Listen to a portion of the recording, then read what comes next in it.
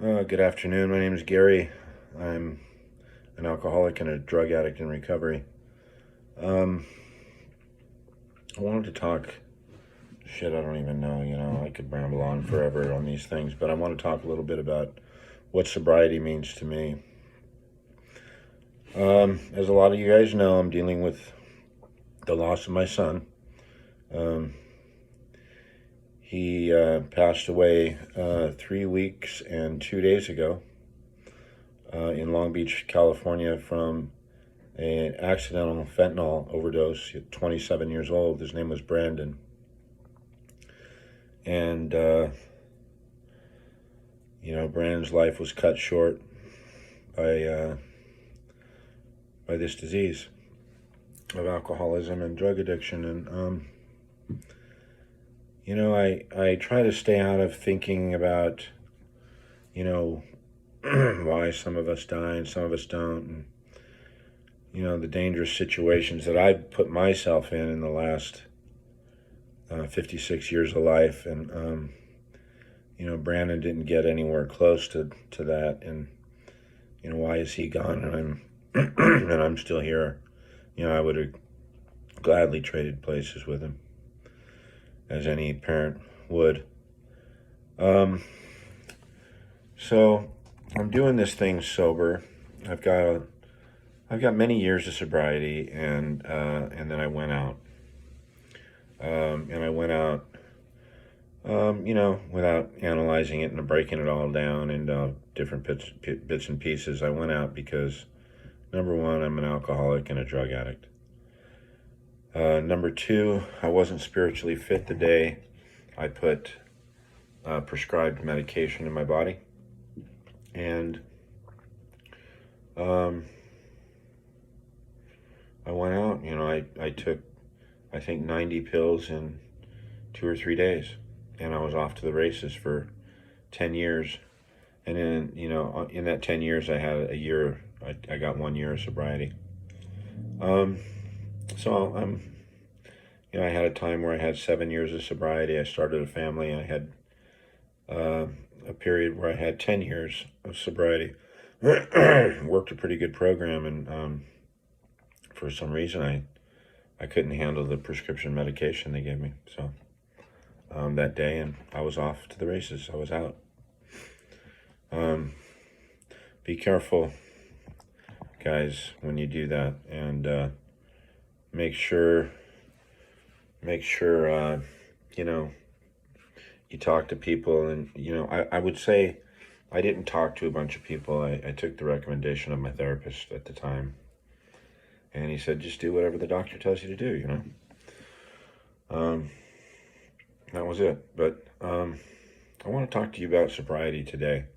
Yeah, I will have today on the 15th. Today's the 13th of October. And on the 15th of October, I will have 5 months.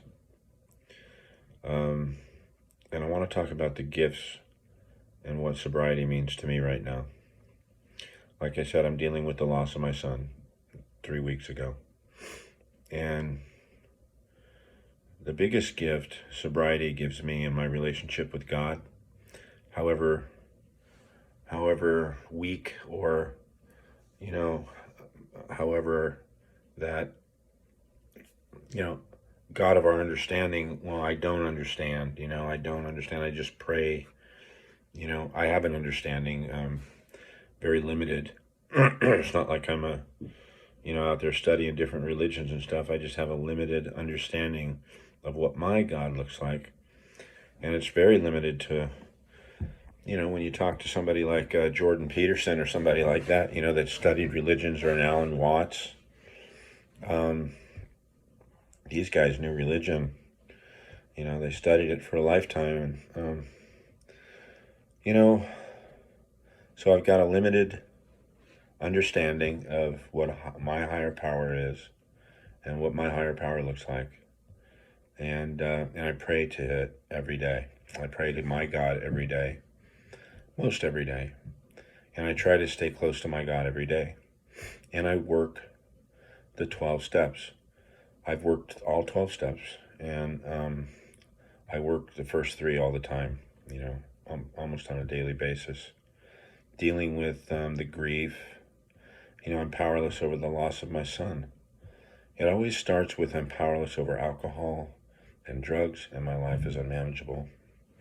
And then I go into the second step, I come to believe, and the third step, I did the third step prayer. And then I try to live my life and go out and be useful to others, as it says in the third step prayer.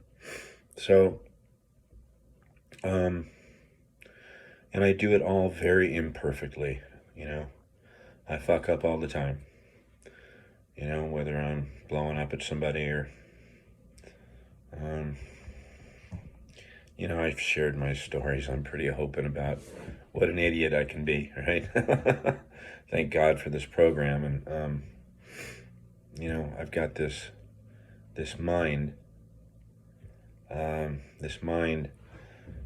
sponsor always said, we've got the minds of a chronic alcoholics. And, that mind, I believe, is always out to get me drunk or get me to use dope.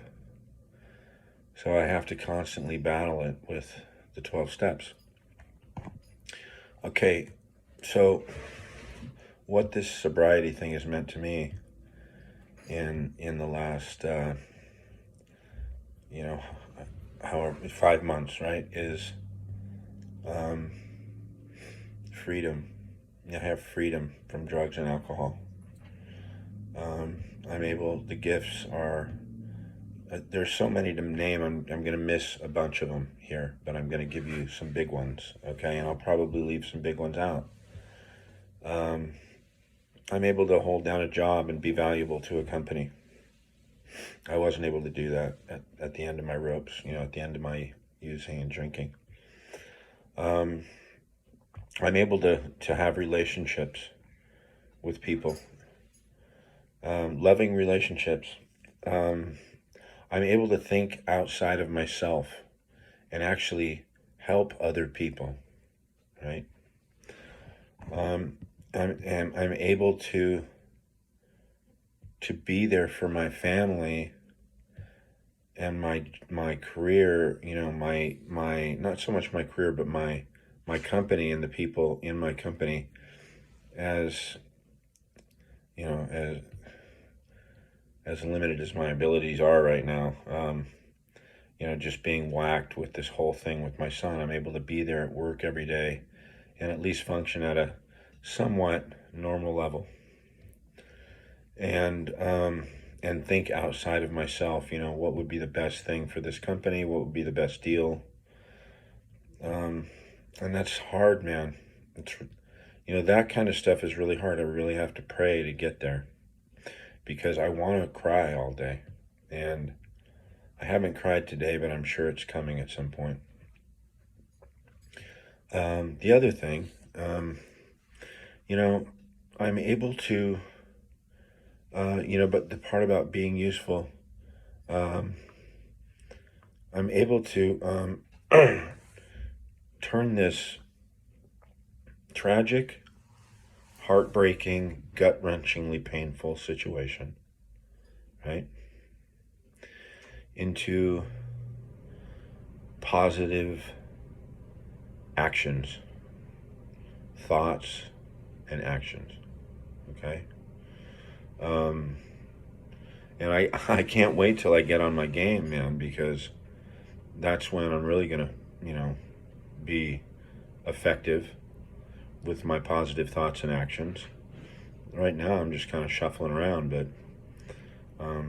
dealing with, horrible grief and shock. And, I wake up in the morning and I realize, oh, wow, you lost your son. It's like it's a nightmare, man.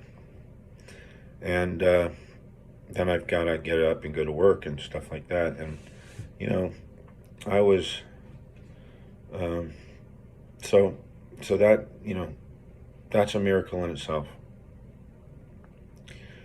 I'm able to be useful to a good friend of mine. She's becoming a good friend. We were in high school together, and we didn't really hang out or anything like that. We just know each other now through a mutual friend, and she connected us.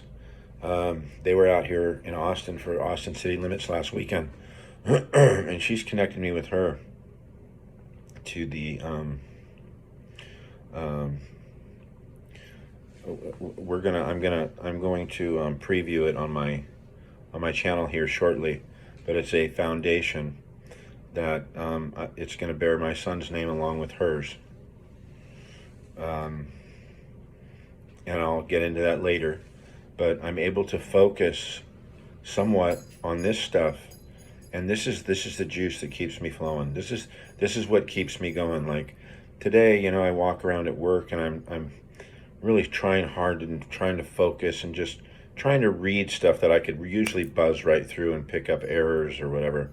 Read through blueprints, read through contract stuff, and I really got to read everything twice and double and triple check, because I'm not firing on all cylinders right now, and I catch myself just staring off into space, and I have to shake my head and get out of that. So it's very difficult right now, and I'm not looking for a pat on the back, and I'm not trying to. This video is not to say, look how fucking great I am or anything like that. This is patting Alcoholics Anonymous, the 12 steps, and my God on the back, not Gary, because I'm just like a vessel for this stuff, and because I do these things, I'm able to function and do these things. Because I do the 12 steps, go to meetings, work with others, try to stay out of self as much as possible, right? I'm able to step outside of self and do these things. So this foundation work is going to be what I'm going to dedicate the rest of my life to. I'm not saying I'm going to quit my job and all that stuff. I'm just saying on my spare time and even other, any other time that I have available, that I could, even if it's during work and I have a phone call to take, I'll take that call, because that's the call that keeps me alive. That's the call that keeps the juice flowing inside of me. And without that juice, I'm not worth a shit at work or anywhere else. So it's called, prioritizing. And my program in helping others comes number one. My program in God is number one. Then my family is number two. Okay, and everything else just depends on what day it is. If it's Saturday, it's not going to be work. And it depends on how many fires I'm pissing on at work or whatever. But, I know my priorities now are program, recovery, God.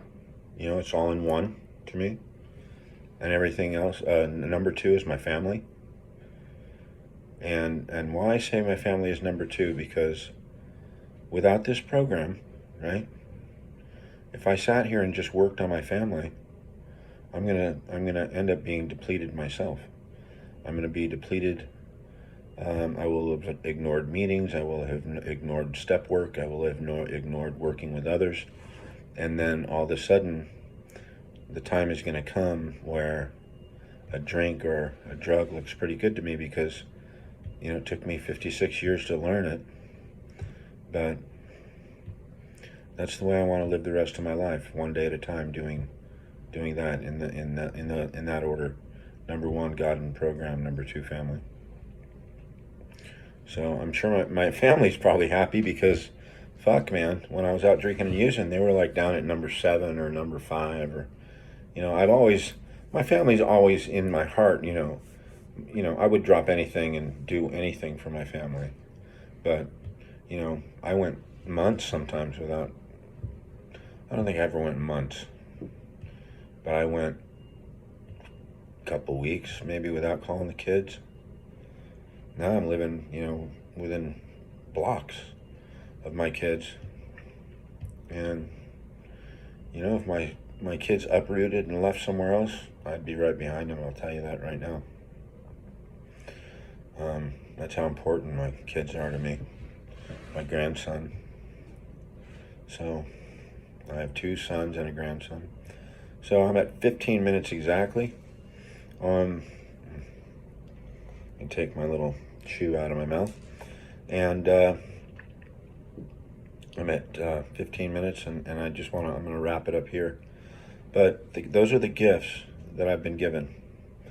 And, and then gifts that I didn't even try to achieve, like friends coming out of the woodwork from high school, from AA, that I didn't talk to, and they're hearing about this thing with my son, and they're coming into my life, and calling, and all these things are coming back to me, these beautiful gifts,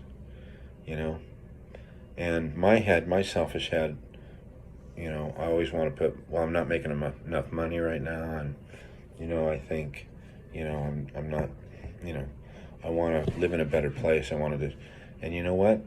Thank God I have the program, because right now I pay my parents back, get paid every other week, so I give them some money every other week, and then I pay my bills. So I've downsized my life quite a bit, but you know what? I'm going to keep those priorities straight, right? And God keeps giving me the gifts, man. He keeps putting these sparks in my life, these beacons of light, like Vicky, the one who runs this foundation right now. She started it up. This is an exciting thing. This foundation is going to, it's only designed to help people, not only in need, but people that want mental health and can't afford it, people that need and want to get sober, that need treatment, that need psychiatric care, medication, maybe travel from one place to a rehab, or maybe even helping get into rehab. And the foundation is limited on money right now, but my main focus is going to be to help drive money into this foundation so we can be of maximum service to our communities that we live in, and I think big too. So I'm going to post it here, and I know I appreciate all the viewership that I'm getting. I was looking at it today, and I was like, man, I'm at 1,900 and change. I'm going to hit 2,000 probably by tomorrow morning on my channel. So subscribe, please. Subscribe. Watch my videos, circulate them, because I'm not making anything on this. And I don't want to make money on this. I want to make money for the foundation. I want to drive anything that would make money would get put into the foundation. So I'll make money on my own, doing my career or whatever. That's not what this is designed for. So, and that's from the bottom of my heart. So, thank you for listening. Thank you for tuning in. Remember, the 5-day God challenge. I challenge every one of you guys, especially if you're suffering from drugs and alcohol addiction, drug addiction, alcohol addiction, and you want to get sober. The way I did it, I'm not telling anybody you have to do this. I'm just suggesting the 5-day God challenge. Get on your knees for 5 days, once in the morning, once in the evening. In the morning, say, God, please help me stay sober today. Help me drink less today. Help me eliminate drugs and alcohol from my life. Help give me the strength to go to a meeting. You know what? If you're having a hard time believing in God, God, help me see that you exist. Reveal yourself to me in ways that I could see that you exist. And let me know how that works out for you. Also ask him, for the strength to go to an AA or NA meeting. They're fucking cool, man. They work, And if you raise your hand in that meeting and you ask God for the strength to say, hey, give me the strength to raise my hand, I promise you, God works through other people, and you watch the power of God work, okay? He wants to see you pull that cart, man. You pull that cart just a little bit, he's going to give you a little nudge. And that's how I think about it. That little nudge is God. That little nudge is other people popping into your life. Cool shit happening to you. Remember, nothing happens in God's world by mistake. I believe that 100%. And I just lost my son. It was like he was attached to my soul. And I believe nothing happens in God's world by mistake. So, 5-Day God Challenge. Subscribe.